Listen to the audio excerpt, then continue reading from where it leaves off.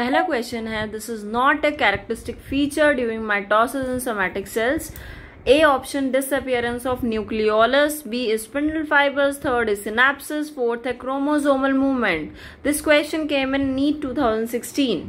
You have 5 seconds. Answer is C option, that is synapses.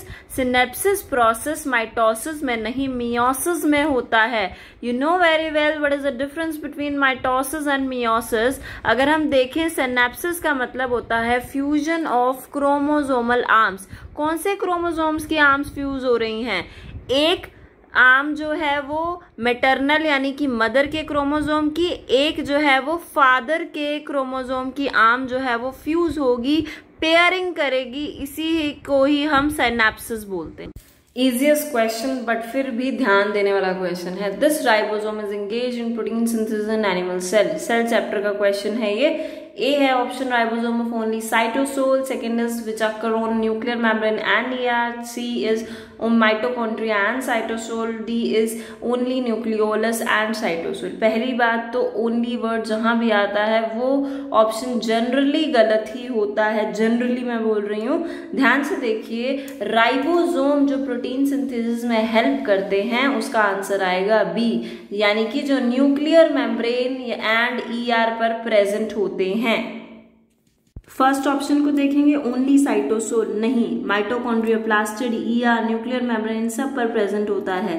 सी जो है उसमें only mitochondria and cytosol गलत है क्योंकि प्लास्टिड भी है. डी ओनली न्यूक्लियोलस एंड साइटोसोलस भी. Mark my point, this question has been asked again and again in every type of competitive exam like AIIMS, like NEET, like KVPY, like NTSC even. तो यहाँ पर question है, enzyme recombinase is required at which stage of meiosis? NEET 2014 में mainly पूछा गया है. Option A है diplotene, B है डाइकाइनेसिस, सी है पैकेटीन, फोर्थ है डी है zygotene. 5 seconds low.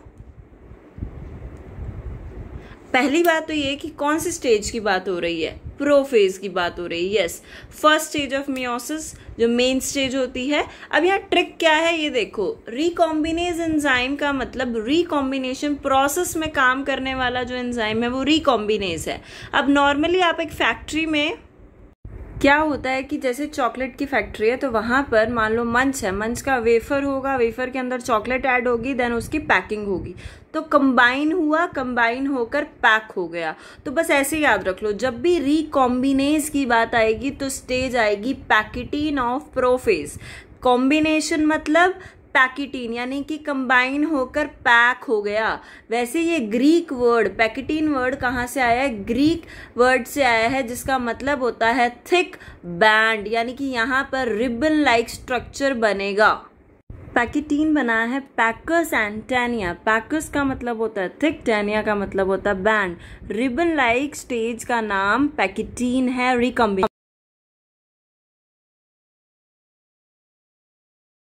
Let's move towards question 4. The telomeres of eukaryotic chromosome consist of short sequences. NEET 2004 का question है ये. A option guanine rich repeats, B thymine, C cytosine and fourth is D is adenine. You have 5 seconds. And the answer is A option guanine rich. इसको यहाँ पर हम analogy से समझेंगे. सर्दियों में जब आपको ठंड लगती है तो आप क्या पहनती है? स्वेटर्स पहनते हैं ताकि आपकी प्रोटेक्शन हो ठंड से, ये कैटास्ट्रॉफिक इवेंट से.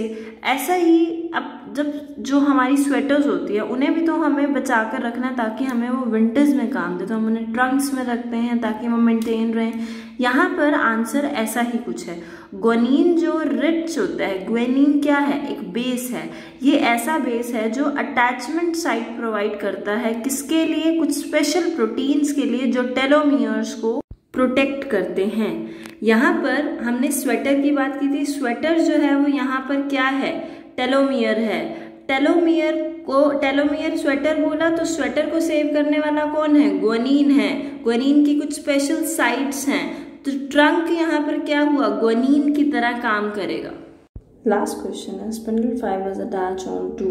A option kinetochore of the chromosome, B is centrosome of the chromosome, C is telomere of the chromosome, and fourth is D is kinetosome of the chromosome. You have 5 seconds.